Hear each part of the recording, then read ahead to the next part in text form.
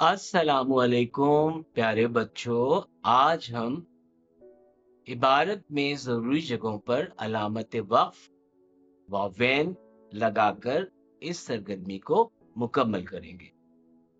प्यारे बच्चों, आप ये तो जानते ही हैं कि वावेन जो है ये दो पेश होते हैं, जो इस तरफ सीधी साइड और इस तरफ उल्टी साइड लगाए जाते हैं, और इसको अंग्रेजी में इन्वर्टेड कॉमास कहते हैं।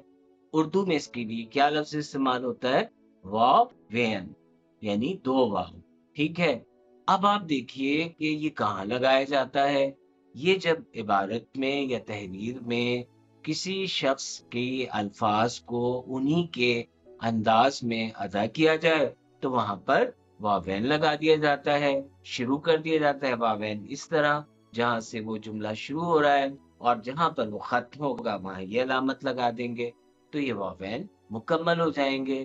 तो प्यारे बच्चों, हम देखते हैं कि एक बड़ी अच्छी सी इबारत है, उसको हम पढ़ते हैं और उसके बाद फिर देखते हैं कि हम यहाँ कहाँ कहाँ पर वावेन लगा सकते हैं।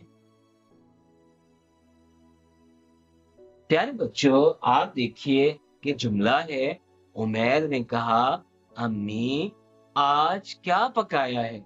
अब आप देखें, उमैर बात कर रहा है और उमैर का जुमला जो है वह उसी के अंदाज में बयान किया जा रहा है। तो हम क्या करेंगे, उमैर के जुमले पर वावेन लगा देंगे, यानी दो उल्टे पेश यहाँ, और क्या पकाया है जहाँ खत्म हो रहा है वहां पर भी इसी तरह से हम दो पेश लगा देंगे, तो वावेन हो गया। तो उमैर ने कहा, अम्मी आज क्या पकाया है। अम्मी ने जवाब दिया, नहारी। अब नहारी पर भी इसी तरह से हम वावेन लगा देंगे और फिर आगे बढ़ेंगे। ये नाम सुनकर उसने कहा, वाह, फिर तो मजा आ जाएगा। अब जो कुछ कहा है वहां पर भी हम वावेन लगा देंगे और जहां उसकी बात खत्म हो रही है वहां पर भी वावेन आ जाएगा। अम्मी ने कहा, अच्छा पहले तुम हाथ धो लो फिर खाना खाएंगे। अब अम्मी ने जो कहा है वहां पर भी वावेन लग जाएगा। तो प्यारे बच्चों, आप देखें कि इसमें सिर्फ उन जुमलों में वावेन लगाना है जो किसी की जबानी अदा हुए। आप अब्बू जान ने कहा, खाना खाने के आदाब का ख्याल रखना भी जरूरी है। तो अब आप अब्बा जान ने जो कहा है हम वो भी वावेन में ले आएंगे। उसके बाद है, रसूल अल्लाह सल्लल्लाहु अलैहि वसल्लम ने फरमाया। अब रसूल अल्लाह सल्लल्लाहु अलैहि वसल्लम ने जो फरमाया है उसे भी हम वावेन में लिखेंगे। क्या फरमाया?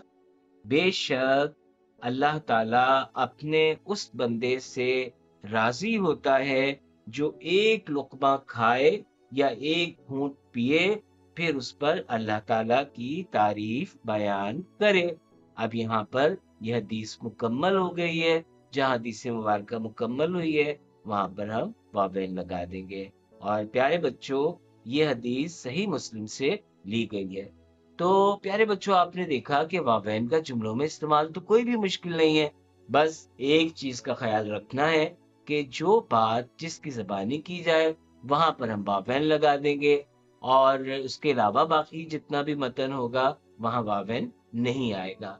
तो इंशाअल्लाह उम्मीद है कि अब आप अपनी किताब कारवाने उर्दू के सफ़ा नंबर 76 सवाल नंबर 9 में जो इबारत या जुमले दिए हुए हैं उनमें वावेन लगा सकेंगे इंशाअल्लाह। अस्सलामु अलैकुम व रहमतुल्लाह।